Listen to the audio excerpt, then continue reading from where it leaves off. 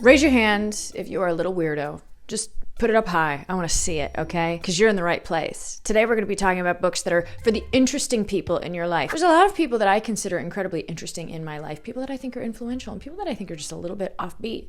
Those people intrigue me. I maybe would even put myself in that category.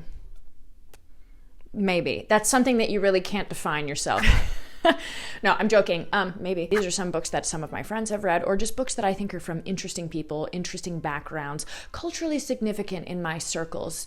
So I'm going to impart them on to you. But before we get started into today's video, I would love to give a huge thank you to today's sponsor, which is Book of the Month. Now, if you run in the book circles, you know what Book of the Month is. They've been around for 100 years, okay? Mark your calendars, 100 years. Book of the Month is focused on pushing new fiction forward and celebrating and championing emerging authors and the distinctly fresh work they are uniquely capable of writing, providing books to readers that they might not have found elsewhere. And how perfect is it that Book of the Month has just unleashed their new Offset collection. The Offset collection is for readers kind of like us, readers like me, who want something a little bit different, want something maybe translated, something off the beaten path, maybe even weird girl lit. You know what I'm saying, okay? For April 2026's Offset collection book, there is the wonderfully titled What Am I, a Deer?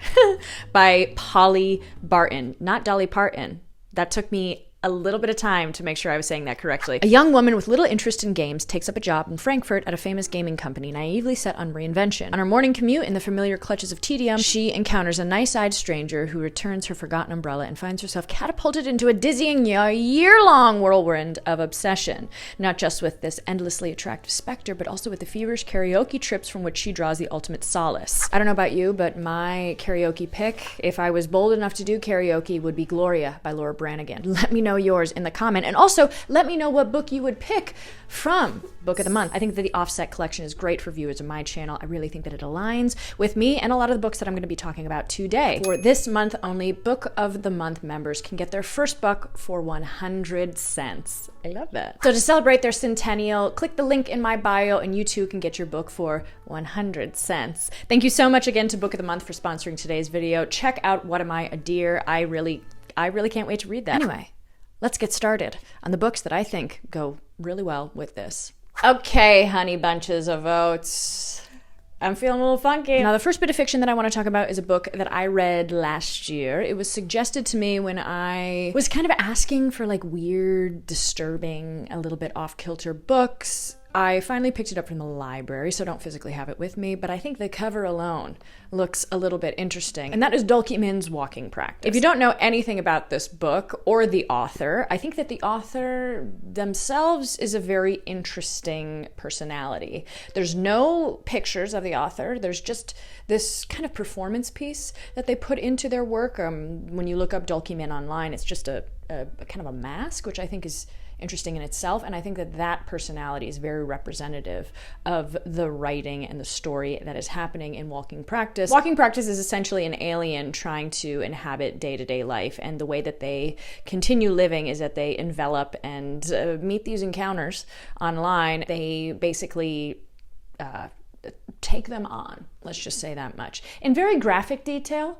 in very, very, very graphic detail, but it doesn't really feel like it's performative in the way that it's saying it. It doesn't really feel like it's gratuitous. It does feel like it should be part of the story, because an alien wouldn't know that it's supposed to be a little bit tame in the way that it talks about things. An alien would just tell you the direct minute-by-minute facts that are happening, and that is exactly what is happening in this book. It's really going in there. It's really going in there. It's incredibly provocative, and it's pushing a lot of buttons. The final scene is really, I remember reading it in Transmitter Park in Greenpoint, Brooklyn, which, if you don't know what it is a very docile and cute park. And if you've ever read this book, the last scene is quite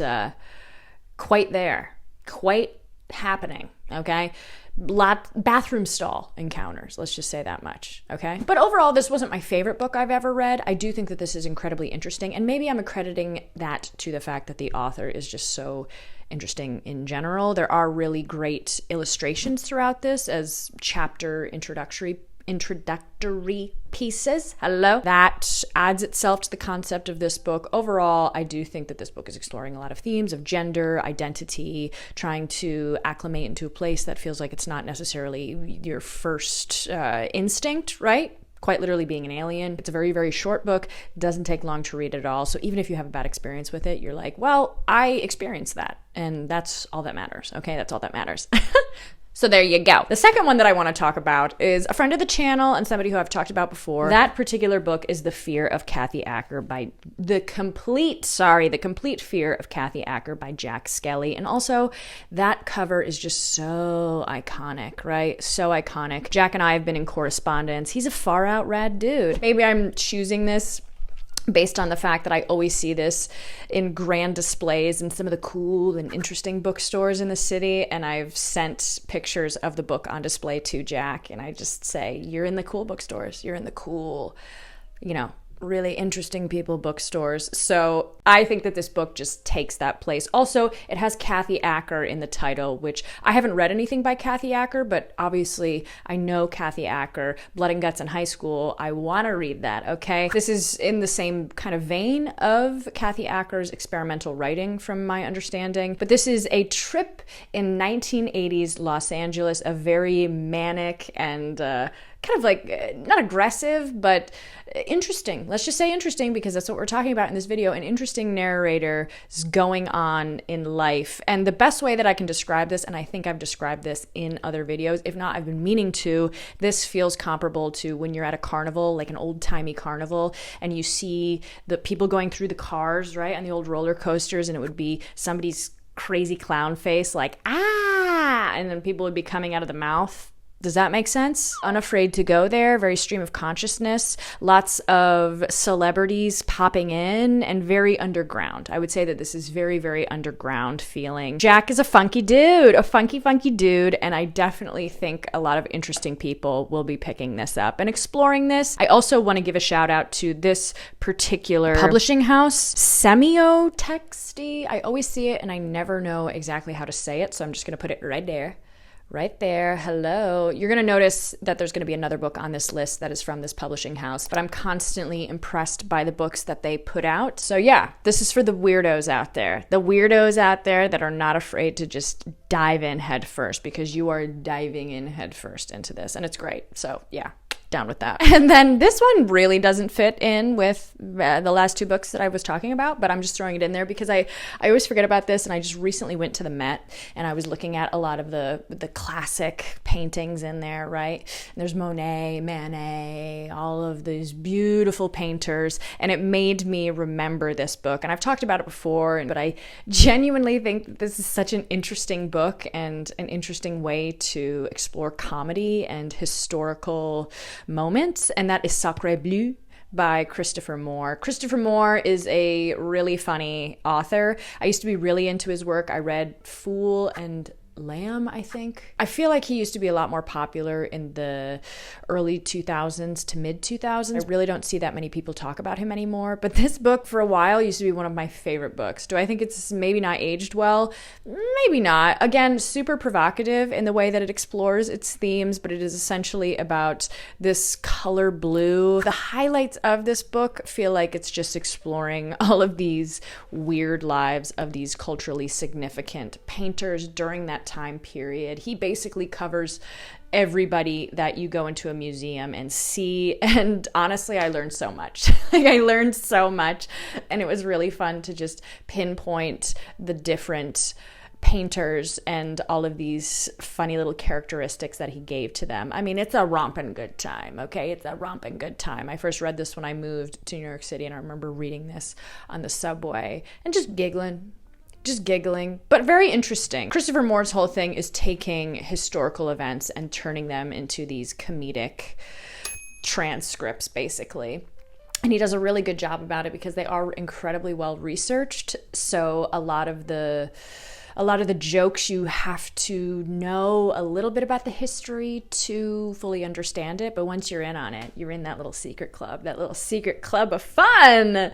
And yeah, yeah, I want to put that one in there because I was just thinking about it and I think it's fun. All right. Now I want to get into some nonfiction. I know people aren't crazy about nonfiction, but I'm going to tell you some funky books that I've been reading. So the first one that I want to talk about is a book that I'm currently listening to on audiobook, and that is The Psychopath Test. Follow me here, okay? Follow me here. This is not going to be for everybody, but it is for me. And I think it's very interesting. I'm about halfway through, and I'm trying to still understand where all of the stories become interconnected. But the chapters alone are very illuminating for psychology and how psychopaths are diagnosed, or particular examples of people who are considered a psychopath. So essentially, the author set out, he knew a group of academics, neuroscientists, neurosurgeons, anybody with a very strong and lofty mind, let's just say that much. They were sent this text, and it was kind of a puzzle that this anonymous sender sent out, asking them to decode it, basically. And that is what was the catalyst for this book. Basically tapped into it and said it was just somebody who was a lunatic. It wasn't anything more grandiose than that. It was just somebody who had this strange ambition to send out all of these books to these prestigious people to just essentially f with their head. No better way of saying it. So that is where this book begins, and the author just dives deeply into what a psychopath means. There's somebody who is stuck in the famous Broadmoor Asylum. He claims that he's not crazy, but you go through his files and he's a psychopath, and you start to really understand, like, what does it actually mean to be a psychopath? How are you diagnosed as a psychopath? You can claim that you're completely normal, but that might also mean that you're a psychopath. Really, really interesting, just exploring that whole industry. It obviously goes into serial killers as well, which is a big, interesting topic for me. I'm really enjoying it. This author, I'd never read anything before, but I would say he's probably most famous for So You've Been Publicly Shamed and The Men Who Stare at Goats, which was made into a movie. Really interesting journalism and very, very easy read, very, very easy to understand, and I like that type of stuff. So I've been enjoying it. I've been enjoying that a lot. A lot. I like it a lot. Another book that I recently listened to, and this has nothing to do with anything. Again, nothing to do with anything, just books that I think are fun, and that is Q the Sun. This is all about reality television. Dun, dun, dun. We all love it. You're not better than it. No, you're not. I like reality television. Okay. Again, I'm not better than it, so I can't say that I don't like reality television. I was born in the generation that really liked reality television. I think it's very commonplace, especially in America. So many major culturally significant things are because of reality television. I've never watched The Bachelorette, but dear God, okay? I know she's a big one, okay? She's a big one. And all like, people are fascinated by people just doing wild things, making wild decisions. I would argue that YouTube could essentially be underneath that reality television umbrella. So obviously I'm curious about it. What I found so great about this book is that it took the inception of reality television, where it began on radio, basically, where this non-actor performers were able to really showcase and create an event that people wanted to tune into. Candid camera transferred over from radio onto television, and then it was The Gong Show, and then there was in the 1970s An American Family, which I've never even heard of before. Talked to my parents, they said, yeah, that was huge. That was huge. I said, what do you mean? I've never even heard of that before. That's crazy. Huge. And then it just shows how it snowballed and became how big it is now. Really interesting chapters about Survivor, about Joe Millionaire. My favorite thing that I learned was the Frankenstein edit, how that became a thing, how they were able to splice together audio from different moments in the show and create a narrative, how narratives are created, a real world, how we've just evolved to understanding when you sign up for a reality TV show, you're signing away your life and letting them showcase you however they want to showcase you. A villain edit. Let's put villain edit into our vocabulary. Yeah. Real life villain edit, crazy. But this was great. I liked it. I like that. I thought it was really interesting. And I love taking very lowbrow things and making them very highbrow. And that's what this book did. It was great. I loved it. I ate it up. Now we're going to talk about some funky and different ladies. My favorite genre. And I hope that that's how people describe me. And they're like, what is Anna like? I hope that they say, she's hair. She got a lot of hair, big hair, and a funky and weird, interesting lady. I think I could do it. I think I could be in that category. These ladies are, let's talk about them. This book that I'm going to talk about next is one of my favorite books, and I would love to reread it. It's very close to me because I feel seen as a woman that likes experimental, industrial music. I've talked about this before, this book, but I love this book. And it might not be for everyone, but I'm going to tell you why it's for me. This is Art, Sex, Music by Cosi Fanny Tutti. She is from the wonderful, glamorous industrial music band Throbbing Gristle, whose members without Cosi would go on to form Psychic TV, which is one of my favorite albums, I should say. Peak Hour by Psychic TV is one of my favorite albums of all time. I was literally just listening to it before I came on here, so I might seem a little bit out of breath. I was dancing. Anyway, this book was great. This book was exactly what I wanted to read. A cool girl. It shows her life, where she came from, a very modest English upbringing, a lot of the tribulations that she faced, how she ended up meeting Genesis Peorage, who would become one of the main founders of Throbbing Gristle and Psychic TV as well. Their incredibly complicated relationship, very bad relationship, I would say, and where Tootie is now. I mean, this is a big book, but it's very much up my alley. I like electronic music. I like knowing where it's from. I like that underworld. I've talked about Kraftwerk. I love Kraftwerk. I love it so much. And this just feels like a companion, but a female's version of that. It was like a very performance art driven world, and I'm interested in that as well. And I've said this, but Cosi Fanny Tutti is one of the background dancers in Sylvester's You Make Me Feel. One of the best songs ever made. And this book, I haven't read it yet, but to pair off, these feel like little sister books, even though they're not. This book, I can't wait to read. I just got it from my friend, one of my very interesting friends. This is one of her favorite books, and I know that this has been circling around with all the cool lit girls, and that is Walking Through Clear Water in a Pool Painted Black by Cookie Mueller. What a name. Okay, what a name. I first heard about Cookie when I watched Nan Goldin's All the Beauty and the Bloodshed. Great documentary about Goldin's taking down the Sackler Empire, which was highlighted in Empire of Pain, one of my favorite books of last year. I got really obsessed with it. Oddly enough, I've met Nan Goldin. Nan Goldin's very funny and cool. Nan Goldin was a very close friend of Cookie Mueller, and there's a whole segment about Mueller in the documentary and just how transformative and impressionable their relationship was. Cookie Mueller was kind of adjacent with John Waters and that whole crowd of little artistic misfits. Right up my alley. Love John Waters. Can't wait to read this. I haven't read it yet, but I'm putting it on there because I think interesting people would read it. Then after that, I think the last one. Is this the last one? Yeah. Weird, cool, offbeat alt girl. Not alt girl at the time. I would say odd visionary. This is Henry and June by Anise Nin. I made my book club read this. Yeah. Why not?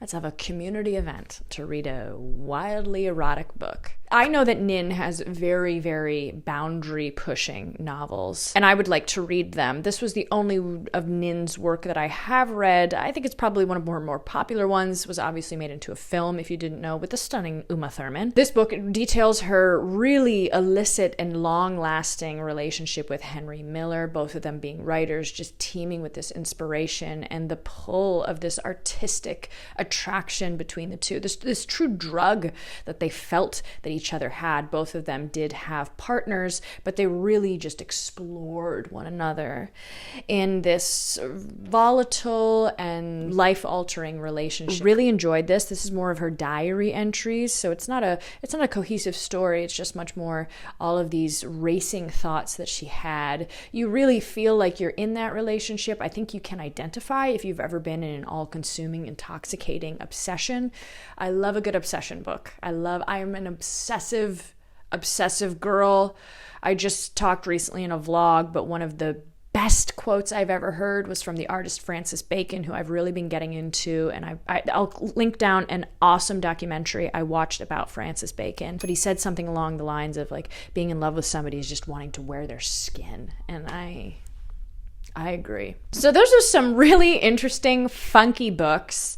I think that interesting people in your life would like them. I have a lot of interesting books that I've read. So if you like this, let me know. I can always do a part 2. Interesting people doing interesting things always will be attractive to me. So I'm constantly seeking that out. So you let me know. What's an interesting book that you liked? What's like something that you were like, this is so crazy and weird. I got to give this to my interesting pal. They'll love it. I want to know. You guys are wonderful. You're fabulous. Thank you so much for being here. I will see you in the next one. Peace.